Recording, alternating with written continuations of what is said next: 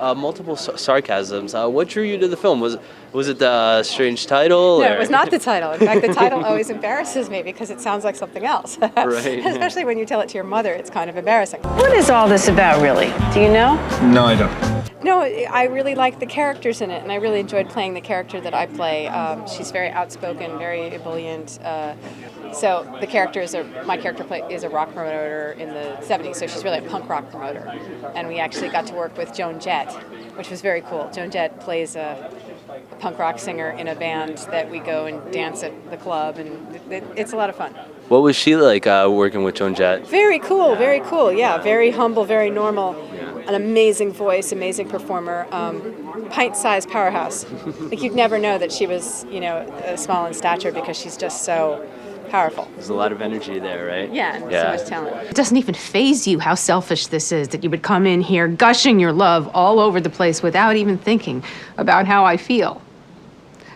You have been married for years and years, and my role has been to be your best friend, and your wife's best friend, and your daughter's best friend. Timothy Hutton, your relationship with him in the film, I won't give too much away, but you do have an interesting connection, and he is a married man. Well, my character and his character are best friends since the time that they're teenagers, and any questionability about the marriedness comes from his side, not mine. So, obviously, it's a dicey question. I don't think that most marriages should have a best friend who's of the opposite sex, sort of hanging around. But my character is not a predator in any way. Now, you had mentioned New York, 1970s. That's the setting of the film. You're a New Yorker yourself, correct? Well, I was born in New York, and I was here till I was 3, and then we moved to New Jersey, and then I moved back here after college. Oh, yeah. So I think that counts. I call myself a New Yorker, yes. Now, what do you think about the portrayal of New York in the film as a New Yorker yourself?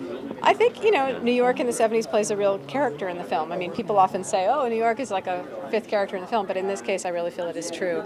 And I have great memories now of shooting some of the scenes in Central Park or, in the rock clubs on the Lower East Side and sort of walking around the streets in Chinatown.